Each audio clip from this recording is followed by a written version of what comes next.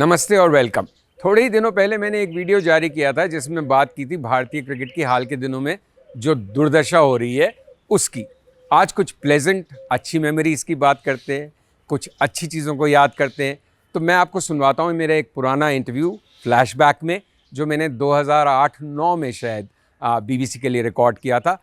Champion Indian cricketer का, जिन्होंने हमें जीतने की आदत डलवाई, जिन्होंने पहली बार हमें ये मौका दिया कि हम प्राउड फील कर सकें और बड़े जोश से कह सकें कि हमारी cricket team is the world beater. जी हाँ, तो मैं आज आपको सुनवाने वाला हूँ इंडिया की 1983 वर्ल्ड कप विनिंग टीम के कैप्टन एंड ज़बरदस्त ऑलराउंडर कपिल देव के साथ ये इंटरव्यू। जी हाँ, तो आज हमारे मेहमान हैं the one and only Kapil Dev, जो आपके फेवरेट तो होंगे ही, लेकिन भारतीय क्रिकेट गैलेक्सी में जो इतने जबरदस्त सितारे और स्टार्स रहे हैं उनमें मेरे भी पसंदीदा स्टार खिलाड़ी रहे हैं। तो अब देखना यह है कि अपने जमाने में दुनिया के बेहतरीन से बेहतरीन बल्लेबाज को यॉर्क कर देने वाले कपिल देव हमारे बाउंसर्स का जवाब किस तरह देते हैं। कपिल देव साहब, आपका स्वागत है। आप हमारे स्टूडियो आए उसके लिए बहुत शुक्रिया। सबसे पहले मैं कोई 18-19 साल का था जब आप भी करीब करीब उसी उम्र के थे जब पाकिस्तान खेलने गए थे अपनी 78-79 में पहली सीरीज। क्या लग रहा था आपके मन में उस समय कि भाई पाकिस्तान जा रहे हैं और इतने ज़बरदस्त बॉलर्स होंगे और ये मैं लड़का उठ के आ गया हूँ यहाँ पे? पहले तो सबको नमस्कार। मैं ये कहूँगा कि इतनी होश नहीं थी, इतना मालूमात नहीं था कि आदमी क्या सोचता है। एक छोटा सा 18-19 साल का लड़का क्या सोच सकता है। उस समय सिर्फ एक ही लगन थी मन में कि अपने देश के लिए खेलना है और कुछ नहीं था। तो अगर आप सोचें कि क्या मन में था, खेलने के अलावा और कुछ भी नहीं था। कुछ नर्वसनेस थी कि इतने बड़े बड़े नाम है और पाकिस्तान तो भारतीय क्रिकेटर्स, बड़े बड़े क्रिकेटर्स का ग्रेवयार्ड बन चुका था एक तरह से पास्ट में। आई थिंक कभी ये नहीं था कि पाकिस्तान क्रिकेटरों से कोई था, अपने ही क्रिकेटरों से था, क्योंकि वही हमारे हीरो थे। तो आप जब खेलते हैं और अपने हीरोज़ के साथ खेलते हैं तो एक बड़ा अच्छा अनुभव होता है, एक बड़ी अच्छी फीलिंग्स होती हैं कि आप उनके साथ ड्रेसिंग रूम शेयर कर रहे हो, उनके साथ फील्ड शेयर कर रहे हो, जो आपके हीरो हैं। और उस वक्त आपके हीरोज़ कौन थे जब एकदम लड़का कपिल देव? आई थिंक अगर आप किसी भी आज 14-15 साल के लड़के को पूछो आपका हीरो कौन है, तो सारी टीम ही हीरो होती है। यकीनन विश्वनाथ के हम बहुत बड़े फ़ैन थे। देखा नहीं था, कुछ ऐसा मालूम नहीं था कि वो क्या चीज़ हैं, बट उनका नाम बहुत खूबसूरत था और जब मिले तो वो इंसान बड़े खूबसूरत, बड़े अच्छे इंसान थे। तो बस ऐसा ही सिलसिला शुरू हुआ। फिर तीसरा टेस्ट मैच हुआ, आप बल्ला लेके बाहर निकले और सीधे एक के बाद एक 2 गेंदों पे छक्के और पूरा देश दीवाना कपिल देव निखंज। पूरा सरनेम तक तो लोगों को तब तक शायद मालूम ही नहीं था, लेकिन उस दिन के बाद कोई नहीं भूला। वो क्या क्या हुआ? कुछ नहीं, आई थिंक सीनियर प्लेयर्स का थोड़ा बहुत जोश था उस समय, और आई थिंक एक यंगस्टर को उस समय ऐसा ही चाहिए कि कोई बड़ा खिलाड़ी आकर सर पे हाथ रखे या कंधे पे हाथ रखे और बोले कि आप में दम है, आप अच्छा खेल सकते हो। आई थिंक शायद यही हुआ था। अच्छा, ध्यान नहीं कि कौन सीनियर खिलाड़ी था जिसने कंधे पे हाथ रखा था या जिसने हौसला बढ़ाया था? देखो, अगर आप हमसे 30 साल पुरानी बातें पूछ रही हैं, इतना तो मैं इंटेलिजेंट नहीं हूँ, इतना मुझे याद भी नहीं है।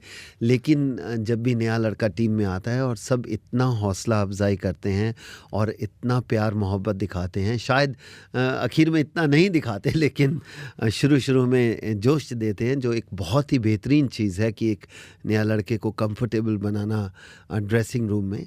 आई थिंक ये काम था सीनियर प्लेयर्स का और बड़ा अच्छा लग रहा था, क्योंकि हर मूवमेंट, हर एक झलक मानो ऐसी थी कि आपकी खुशी का कोई ठिकाना नहीं हो सकता था। एक जो सबके दिमाग में उन दिनों भी सवाल होता था, क्योंकि कपिल देव से पहले भारत के पास कोई जेन्युइन फास्ट तेज बॉलर ऐसा नहीं था जिसको देख के सामने वाले खौफ खाएं, डरें।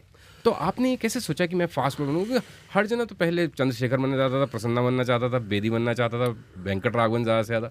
तो उसमें हीरो कौन था कि भाई ऐसे बनेंगे? आई थिंक कुछ चीज़ें ज़िंदगी में ऐसी होती हैं जो आदमी सोचता नहीं, प्लान नहीं करता। नई बॉल हाथ में थमा दी तो नई बॉल करनी शुरू कर दी। उसके बाद कुछ ऐसी थी, किस्मत का साथ था तो थोड़ी अच्छी बॉलिंग होनी शुरू होगी और लोगों ने बोलना शुरू कर दिया और हमने भी थोड़ी मेहनत ज़्यादा शुरू कर दी। तो आई थिंक इसी के बीच में कोई ऐसा नहीं था कोई प्लान किया जाए। बहुत सी चीज़ें ज़िंदगी में होती है जो प्लान नहीं की जाती, जो हो जाती हैं और होने के बाद फिर आदमी प्लान करता है कि इसको किस तरह इम्प्रूव कर सकते हैं। लेकिन आपने बचपन से यही सोचा था कि बनूंगा मैं बॉलर, क्योंकि कई लोग जैसे बैट्समैन बनना चाहते हैं, लेकिन आपका ये फोकस तय था कि बनूंगा बॉलर? आई थिंक ऐसा भी नहीं था कि बनूंगा बॉलर। आई थिंक जोश ये था कि क्रिकेट खेलना है और हिंदुस्तान के लिए खेलना है। उसमें क्या किस में फिट होते हो आप हो जाते हो।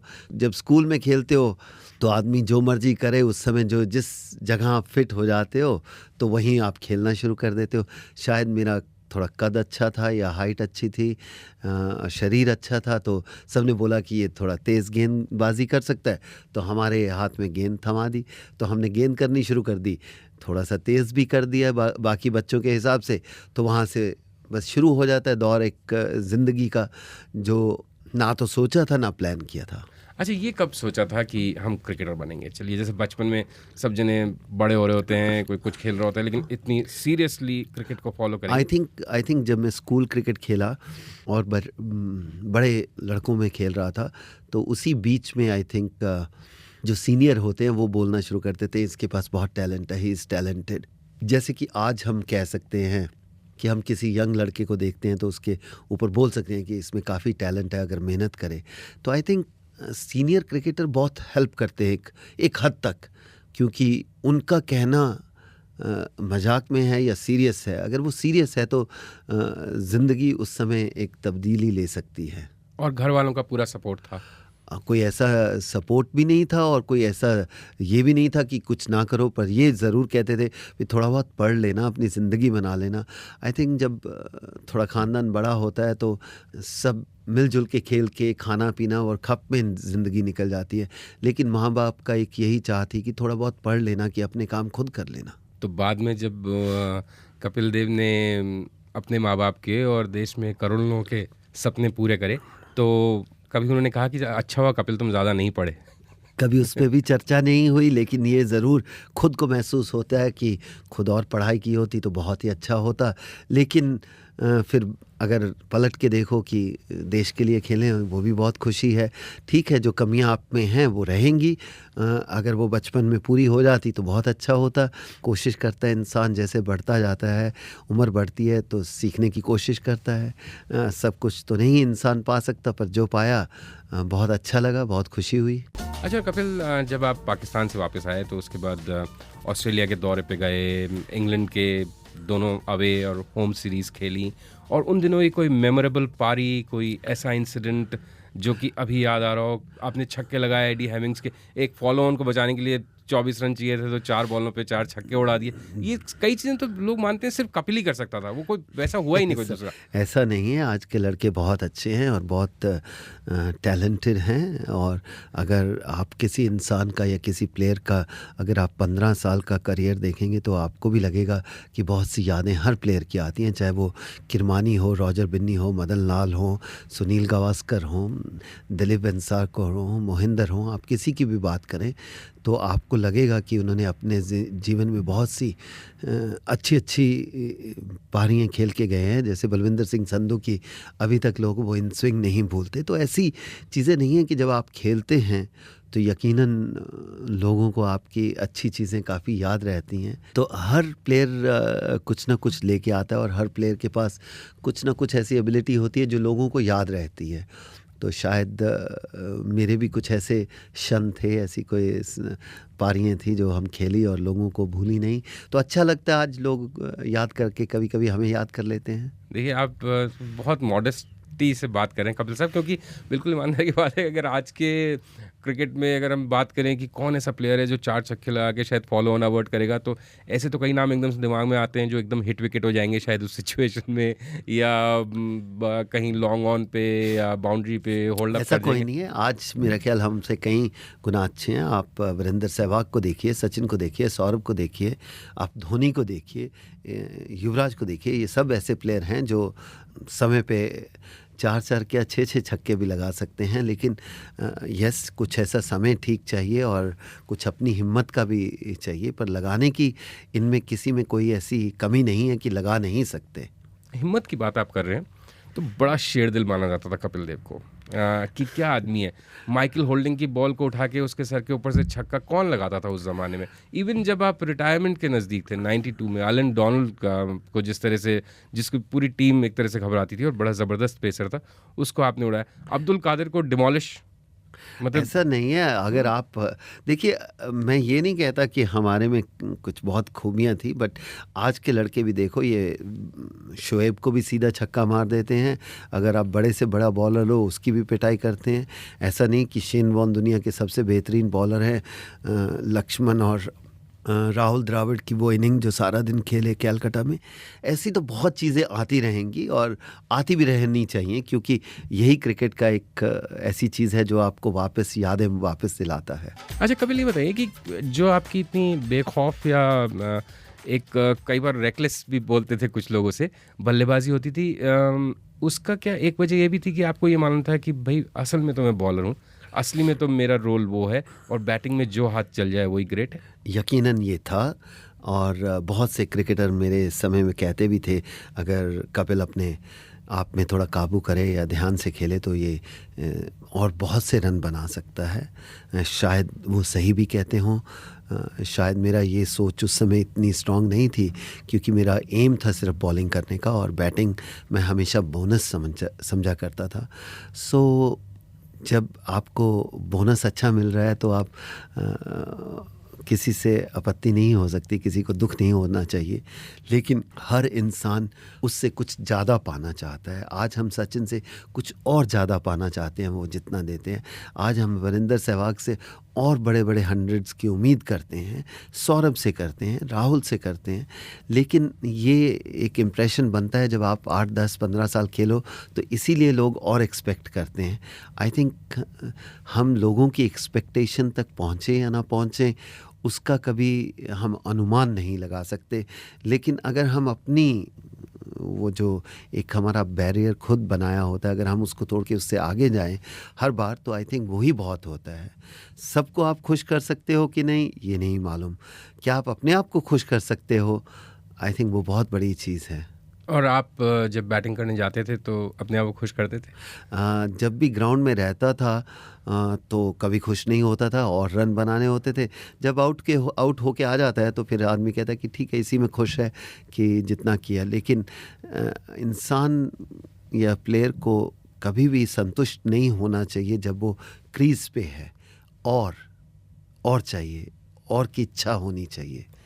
लेकिन जो आपकी और की इच्छा दिखती थी जब क्रीज पे होते थे, उसके साथ और की इच्छा शायद हो सकती है, लेकिन एक ये फीलिंग भी बिल्कुल रहती थी कि जिसको अंग्रेजी में बोलते हैं बड़े गे अबैंडन के साथ खेल रहा है या पूरा इंजॉय कर रहा है, हर मोमेंट को रेलिश कर रहा है अपनी बैटिंग की। एक तो मैं ऐसे क्रिकेटर्स के नाम भी गिना सकता हूँ जो बहुत ही लेबर्ड तरीके से धीरे धीरे और रन बनाएंगे, और बनाए उन्होंने बहुत, लेकिन ये फीलिंग की they are just having a great time, you know, they are enjoying themselves, वो आप में था, वो सच में था कि एक? I think let's make it one thing clear. Every player has his own ability. सब अमिताभ बच्चन नहीं बनते और सब महात्मा गांधी नहीं बनते। हर इंसान में अपनी अपनी एक अलग टैलेंट होता है। हर सचिन नहीं बनता, सुनील गावस्कर नहीं बनता। तो अगर आप सोचोगे कि सब प्लेयर सचिन की तरह क्यों नहीं 100 मारते, ऐसा भी नहीं होता। अगर मैं अपना टैलेंट लेके आया हूँ, मेरे पास अपनी एबिलिटी है, वो बात अलग है कि मेरा खेलने का स्टाइल लोगों को पसंद आता था, पर अगर मैं वो अपना स्टाइल चेंज करता तो शायद वो नहीं पसंद आता। तो लोगों को मन को भाजाने वाला जो वो मोमेंट था, वो शायद मेरे में लोग ज़्यादा पाते थे, इसलिए उनको अच्छा लगता था।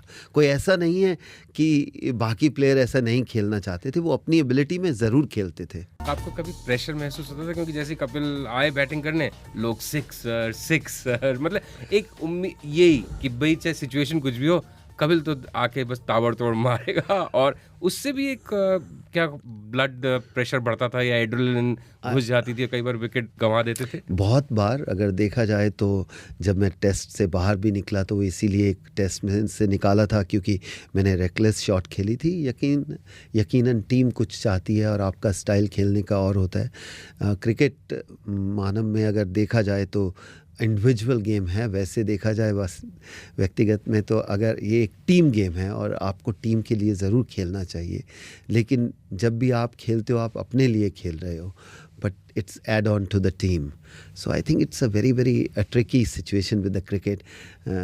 आपकी अपनी गेम होते हुए भी आपको टीम के साथ खेलना पड़ता है. तो आई थिंक कई बार हम नहीं उस स्तर पर पहुंच पाते जहां पर लोग हमें चाहते हैं कि हम पहुंचे या टीम चाहती है हम पहुंचे.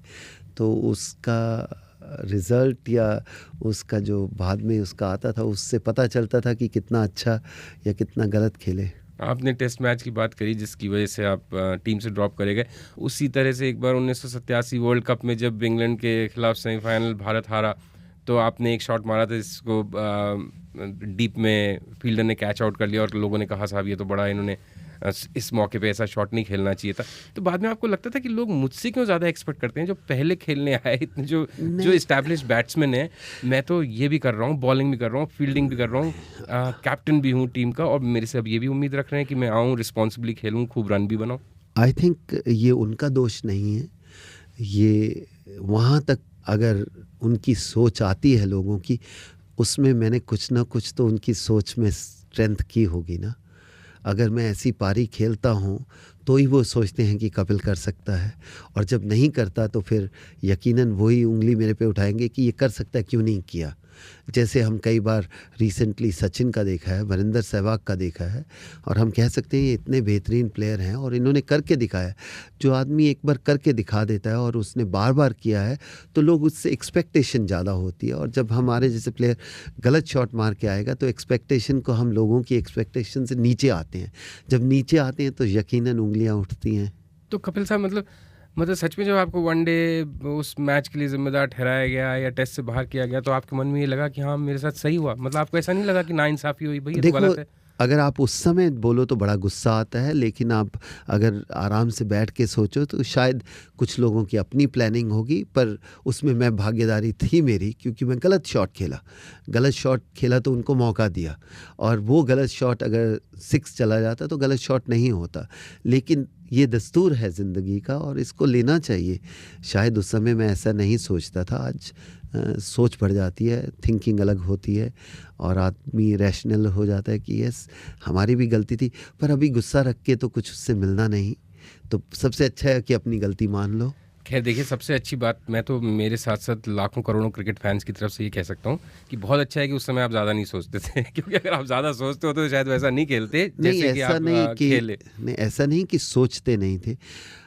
सोच क्रिकेट में बहुत ज़्यादा थी, प्लानिंग बहुत ज़्यादा होती थी, बट आपका एक स्टाइल होता है.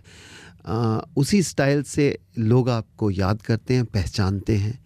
अगर आप श्रीकांत का स्टाइल देखिए या सुनील गावस्कर का स्टाइल देखिए, टोटल अलग था, तो लोग अपनी पहचान या उनकी पहचान उसी के स्टाइल से बनती है. और मैं ज़्यादा सोचता था या नहीं सोचता था, वो मेरा स्टाइल था, और लोगों को पसंद आया या उन्होंने उंगलियां उठाई, उनका हक है. सचिन तेंदुलकर की हमने इतनी बात करी, वीरेंद्र सहवाग की बात करी, बहुत टैलेंटेड प्लेयर हैं, इनकी भी अपनी स्टाइल है. जैसे वीरेंद्र सहवाग की स्टाइल है वेरी अटैकिंग बैट्समैन, हर बॉल को मारने की कोशिश. तो आपको क्या लगता है कि लोगों को अपनी स्टाइल बदलनी चाहिए कि या उस स्टाइल को ज़्यादा मजबूत करना चाहिए, ज़्यादा इफेक्टिव बनाने की कोशिश करनी चाहिए, क्या करना चाहिए? क्योंकि अब जैसे सहवाग के लिए सब कहने लग गया रही है तो हर बॉल को मारने की कोशिश करता है, लेकिन एक के बाद एक फ्लॉप स्कोर. पर आई थिंक वो शुरू से ऐसे ही खेलता था. जब उसका दिन होंगे तो वो बहुत बेहतरीन खेलेगा. जब ऐसा प्लेयर की आउट ऑफ फॉर्म होता है तो यकीनन वो हर दूसरी बॉल पे गलत शॉट खेलता हुआ नज़र आता है, और उसका रिज़ल्ट ठीक नहीं होता, तो यकीनन हम कहते हैं थोड़ा सा उसमें होना चाहिए. आई थिंक उनको क्या करना है, उनको अपने आप को कॉम्पैक्ट करना है, कि ठीक करना है कि इतने साल खेलने के बाद उनको चूज़ करना चाहिए कि किस तरह की क्रिकेट खेलनी है, कैसा रखना है. अगर आप जैसे यंगस्टर आते हैं तो रूथलेस होते हैं तो ठीक है, जैसे जैसे मैच्योर होते हैं आपकी रिस्पॉन्सिबिलिटी बढ़ जाती है. ये नहीं कहता कि स्टाइल चेंज होना चाहिए, रिस्पॉन्सिबिलिटी नज़र आनी चाहिए उनके चेहरे पे, उनके खेल में और उनके ग्राउंड में, जैसे भी उनका बिहेवियर है. कई बार जब हम इन बड़े प्लेयरों से एक्सपेक्ट करते हैं कि उनकी कमिटमेंट होनी चाहिए और नहीं आती तो बहुत अजीब सा लगता है. इतना फ़र्क होता है, खेल उनमें फ़र्क नहीं आना चाहिए. और बहुत एनालिसिस करते हैं लोग, लेकिन अब कपिल देव से अगर ये सवाल नहीं पूछें, जो भारत के सबसे आइडल क्रिकेटर्स में से एक है, तो वो भी एक तरह की नाइंसाफ़ी है। सचिन तेंदुलकर को लेकर लोग इतनी बात करते हैं कि वो एक इतने अटैकिंग बैट्समैन थे, ज़बरदस्त हिटिंग करते थे। क्यों एक तरह से शेल में घुसते चले जा रहे हैं, ऐसे कई लोगों को लगता है। हमेशा मौके को ज़रूरत से ज़्यादा नज़ाकत का बना के खेलने लगे हैं। जैसे अभी साउथ अफ्रीका के खिलाफ भी आखिरी टेस्ट में जिस तरह की एक लेबर्ड इनिंग्स उन्होंने खेली, सुनील गावस्कर की याद दिला दी कई लोगों को। तो ये जो एक अंदाज़ है, क्या इज़ इट, मतलब एज अ सीनियर क्रिकेटर आपकी क्या एडवाइस होगी कि should he just play his natural game, और should he really try and be different things to add on different times? I think a player of his ability, he can change the game according to time. उनमें बहुत ability है, लेकिन ये नहीं कि सुनील गावस्कर से कम ability है, ज़्यादा ही होगी। बट अगर उनको सुनील गावस्कर की तरह खेलना है तो वो सुनील गावस्कर को बीट नहीं कर सकते, क्योंकि सुनील गावस्कर अपने आप में बहुत महान प्लेयर थे, और वो जिस एरा में खेले आई थिंक वो बहुत अलग था।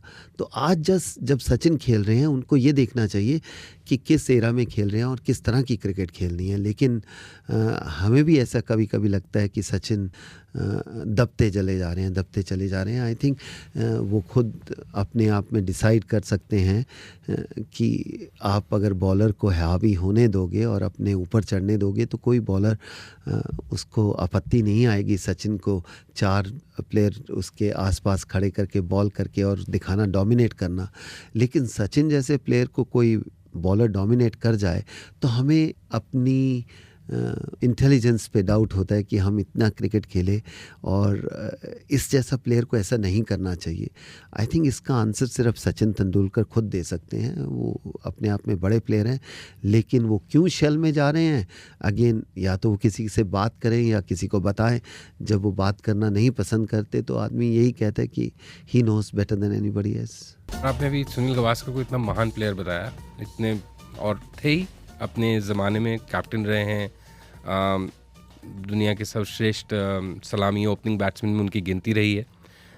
लेकिन आपके साथ उनके खट्टे मीठे रिश्ते रहे। एक आप वो कैप्टन थे, फिर आप कैप्टन बने, फिर आपकी कैप्टनसी गई, उनको मिली, और एक तमाम चर्चा रहती थी। मैं गड़े मुर्दे नहीं उखाड़ने की कोशिश कर रहा, लेकिन एक सच्ची बात भी सुनना चाहता हूँ कि कैसी केमिस्ट्री थी दरअसल। देखिए, आप हर ये 11 प्लेयर होते हैं और हर एक प्लेयर की अपनी पर्सनैलिटी होती है। और अगर हम क्रिकेट की बात करें तो मैं कहूँगा कि वो बड़े समझदार और बड़े इंटेलिजेंट क्रिकेटर थे और हैं। अभी भी वो क्रिकेट की बात करें तो बहुत अच्छा लगता है। आई थिंक हर एक का स्टाइल अलग होता है। उनके और मेरे स्टाइल में ज़मीन आसमान का फ़र्क था। तो उसमें अगर हमारी थिंकिंग फ़र्क होती है तो सिर्फ उसका स्टाइल का, थिंकिंग का फ़र्क है। लेकिन हमारा एम क्या था लोग कभी नहीं पहचानना चाहते। हमारा एम सबका यही था कि हम मैच जीतें। बाप और बेटे की थिंकिंग अलग हो सकती है, इसका मतलब ये तो नहीं कि वो घर को डुबोना चाहें। रिस्पेक्ट नहीं करते। एक बहुत एग्रेसिव बेटा आ जाता है, एक बहुत शांत बाप होता है, डजंट मीन कि उनकी एम ज़िंदगी में आगे बढ़ने का होता है। लेकिन जिस समय सुनील गावस्कर खेले और जिनको हम देख के बड़े हुए, आई थिंक वो इस एरा में खेले थे कि उनका ये सोचती कि हम मैच ना हारें। तो एक ना हारने की स्थिति को वो लेके चलते थे, क्योंकि उनके पास टीम ही इतनी बड़ी थी। और जब भी वो मैच ड्रॉ करके लाते थे तो मैं मानूंगा अपने क्रिकेट के हिसाब से देखने के बाद वो उनकी जीत थी, वो विन था।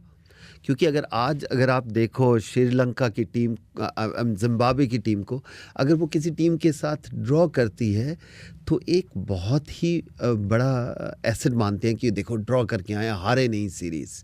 उस समय 70s में इंडियन टीम का हालत वही थी। जब बाहर जाते थे, अगर इंग्लैंड से ड्रॉ हो जाए या ऑस्ट्रेलिया से ड्रॉ हो जाए, वेस्ट इंडीज़ से ड्रॉ हो जाए, तो एक बहुत बड़ी बात होती थी। सोचते थे कि 3-0 हारेंगे या ऐसा होगा। लेकिन जब हमारा एरा आया तो हमारे में ड्रॉ का कमती होना शुरू हो गया, जीत में ज़्यादा हो गया। जो हमारे बाद वाले आए सिर्फ उनको जीत का ही खेलने का सिखाया गया या सीखा उन्होंने।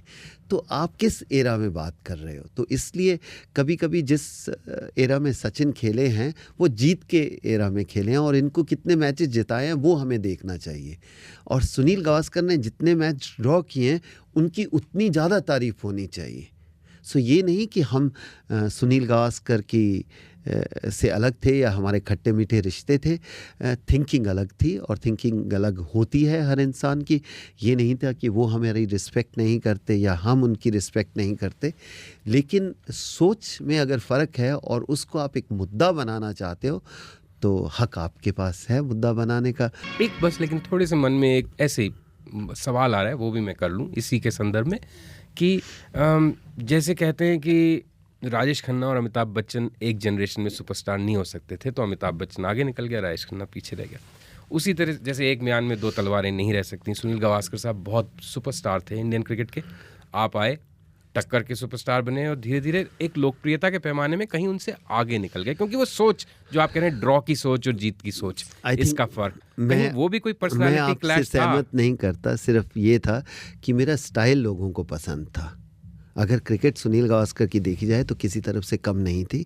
तो अगर किसी को किसी का स्टाइल पसंद होता है तो वो ये नहीं कह सकते कि ये बड़ा सुपरस्टार है, ये कम सुपरस्टार है।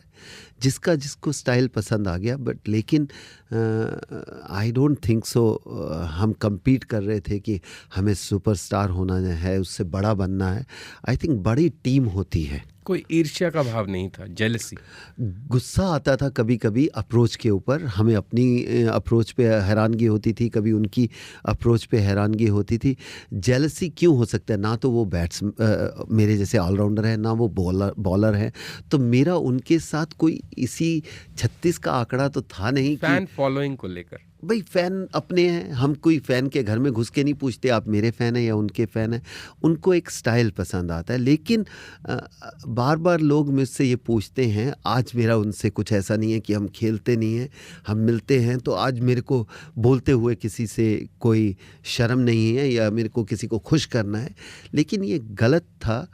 ये ज़रूर है कि उनकी सोच और मेरी सोच में फ़र्क था। बट अगर मैं उनको एडमायर नहीं करता तो ये भी गलत है। मैं उनको बहुत एडमायर करता था, मैं आज भी करता हूँ।